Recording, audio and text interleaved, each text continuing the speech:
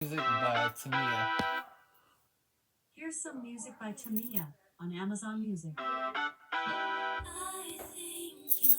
Alexa, turn the volume down 3 times.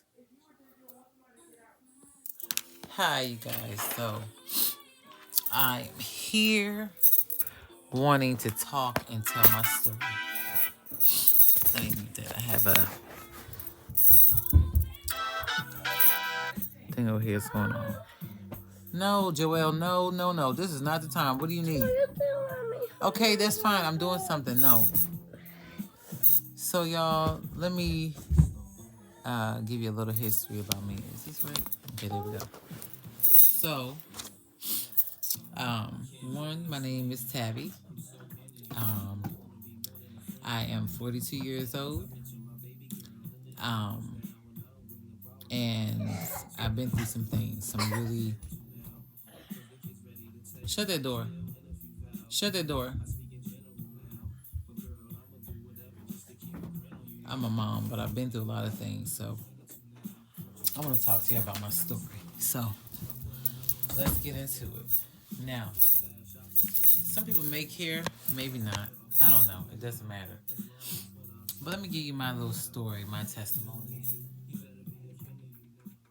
So, to be honest with you guys, um, my life, my story, everything for me started when I was young.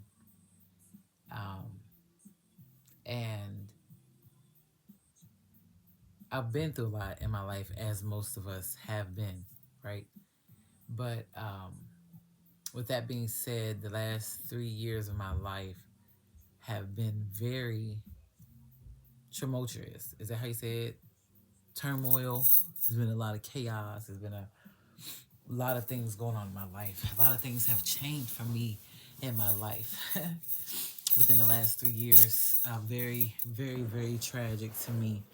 Um, I went through a lot of things. So for me, one, I was married to my husband of 19 years, Jesse Cobble, and he passed 3 years ago, about 2 years ago. 2 years ago. Yeah, 2 years ago. 2021, February 11th, 2021. And so he's been gone about 2 years. And I, we had 4 children together. Had a stepson. Of course, when he passed, before he passed, we had like, it wasn't the perfect marriage, but I would say we had a pretty, fairly good marriage. And, I just really want to share my story, my testimony, like my truth. Um, I am a widow now. I was married, like I said, for 19 years since I was 19 years old. And I'll tell you how it started. Well, let me tell you a little bit about myself.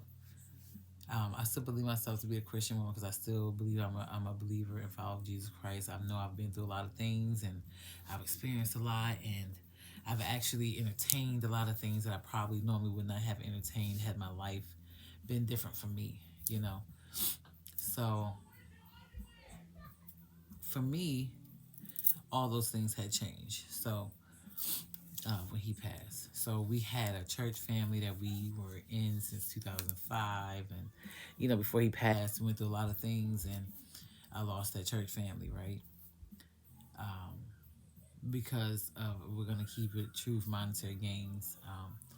The pastor felt as though because we couldn't pay tithes and offering, which we really just couldn't afford, we couldn't even really barely buy our daughter diapers, right? And we went to this pastor and we asked for help, and he told us no.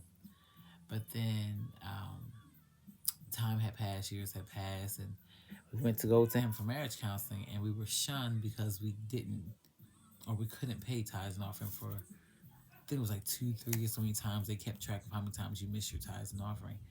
And then when you missed it, you were penalized.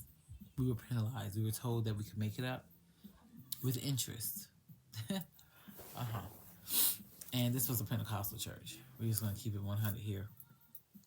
And so um, that was absolutely wrong. So we went through, they stripped my husband of everything in the church, everything, right?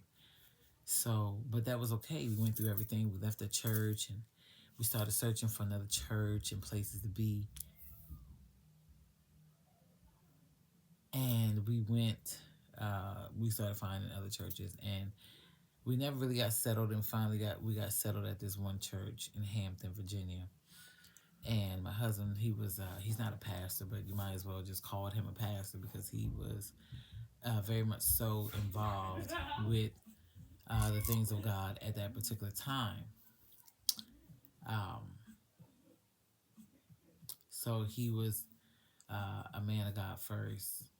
He was still a husband and a father, but he was really a man of God first, and he set his affections and things on God, and that's where his mindset was, and that's where his focus was. That's who he was. So, with that being said, it just was what it was, right? So, let's fast forward a year, 6 months to a year before my husband passed. God has always spoken to me through dreams and visions. And Lord, before we go any further, let's plead the blood of Jesus over the airways, God. And I pray, Lord God, as I speak, that you would allow this message to reach many of people. Those who may be going through, those who have gone through, or just might be where they are today. God, have your way. So I wanted to share my story because you guys have kind of got myself in a bit of a pickle. And we'll get into that. And you'll notice some things as time goes on, and it's okay. But I surely stand on first. I am a woman of God. I've been through a lot of things which have pushed me into a different direction in my life. Because of death, things have changed for me. So anyways, let me get back to the matter at hand. So, uh, like I said, 6 months prior to him passing, the Lord had, started telling me, get him prepared, ask him to, raise your life insurance, things like that, about preparing yourself basically for death, and what was to come. And I had no idea. I didn't know, but I just know I wanted to be obedient at that particular time, and I wanted to just do whatever God wanted me to do at that time. And at that time, it was to inform him, my late husband at the time, and I was to inform him about the matters and the cares of things that were important to me, and those things were to make sure that our family was taken care of. That was always a thing. He was a great provider, a great husband. He was faithful. He was a man of God. All those things were there. There was nothing wrong besides the fact people are not perfect. People are not perfect, and he had his own issues as well as I did. So, but we made it work. We worked through them situations and things. But know with that, when you're working through things, it takes two, not just one. Not one can do everything. So, I'm sorry, y'all. For some reason, my nose, I be running. I have allergies. I need to take my medicine, but it's okay. So, at any rate, I want to share this story with y'all. So, God had told me, and then just started telling me in my own little way to prepare myself. I didn't know what I was preparing myself was, what that meant, or what was coming, or what was about to happen in my life, about things that were about to change for me. I had no idea what was coming my way. But now I have a better understanding, not why, but it happened. And I still don't like it to this day, but I'm settled. I'm not settled in it, but it's just kind of, I think I'm at the stage where you accept it because there's nothing you can do, right? You can't change anything. You can't do any of that, right? So, yeah. So, oh, sorry, y'all. I'm tired, but I want to share this. So I told my husband the things, prepare for this and that. These are the things that were, God was laying upon my heart and pressing on me. And so, anyways, long story short, he was admitted into the hospital the day after our son's. He had just turned 4. Was he? No, he turned 5. He had just turned 5. And no, he just turned 4. No, he had just turned 4. And so prior to that, my husband was talking about how he was sick. He wasn't feeling good. But God had already showed me that he I actually had went to work. He showed me in a vision that he was at work and he went to work and he went and spoke to one of his friends and I had told him part of the morning. I said, "Hey, babe," I said, "before you go to work, I just want to pray for you." And then I told him as he went, I said, "Listen, whatever you do, God said to stay out of people's face. Like, do not get in nobody's face. Don't go to lunch. Don't do none of that. Stay out of people's face. Don't even talk to somebody. Just keep going." And hold on one second. Toria, y'all cut it out. So, they just make a lot of noise, child, in the closet and stuff. So, yeah, I was at, he just turned 4. Um, and then so the day after his birthday, he was admitted into the hospital. Um, and so that was then. And then, what else? So when he went in there, he was diagnosed with COVID.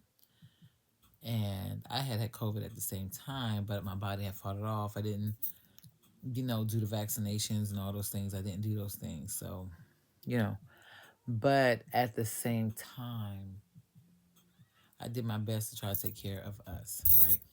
I'm so tired, y'all. Oh, so sorry. I'm sorry. I don't even know how to edit this stuff, so hopefully you guys be patient with me. I'll get it together. So at any rate, with that being said, I sat there and did my best. I tried to make soup. We even had someone in Africa sent over a plant or something that was actually a cure for the COVID. And the hospital, I had asked them to pour it in a cup for him so he could drink it. They wouldn't do that, like nothing. And he couldn't even, his body was so sensitive. He couldn't, it was in a canister, and I don't know why I was thinking, I didn't think. And I put it in one of those thermal things to keep warm, and instead of it getting warm, the whole thing was hot.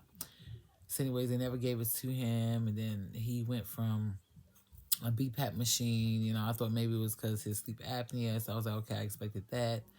Then it went from BPAP machine to some kind of mask. He was in an incubator, and then they incubated him. And before they did it, I remember him calling me, and he was like, "Babe, I can't breathe. I can't this. They won't give me no water. They won't do this. They won't do that." He was like, "Babe, I need to get on a ventilator." I'm like, "Babe, are you sure? Are you serious? Like, we talked about this. Like, you got to fight." He said, "I can't breathe." He couldn't breathe, y'all. And when I found out what it was like, one of those coffee straws. And the coffee straw, they took it, and they said it was like that. You trying to breathe. Can you imagine trying to inhale and exhale through a coffee straw? So that's what he went through. He was put in a medically induced coma. He was put in a medically induced coma from the time he went in until he passed. And they put him down in a deeper coma on top of that, right?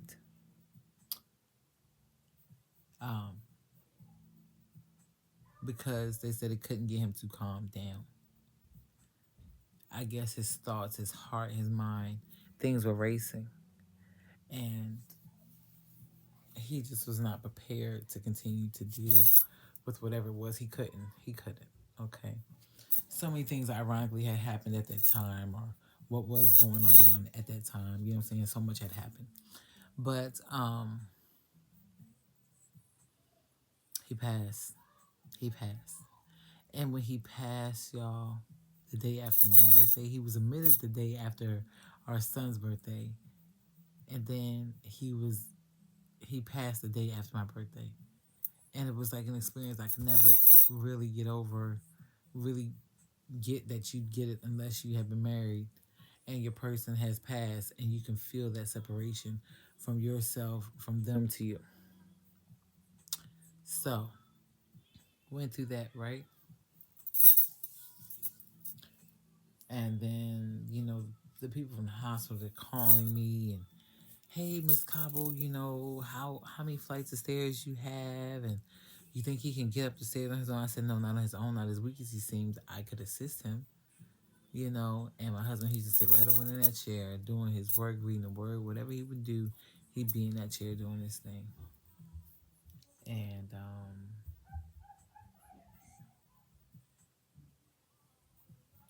no longer have that opportunity no more. But I just want to tell you, appreciate and value what you have, because it can be taken away from you in a blink of an eye, in a moment's notice, without you being aware of what's coming next. I wasn't aware. I would have never thought. We was not prepared. We were not prepared. We were not prepared. And all I could do was just, in my own little way, put my head down.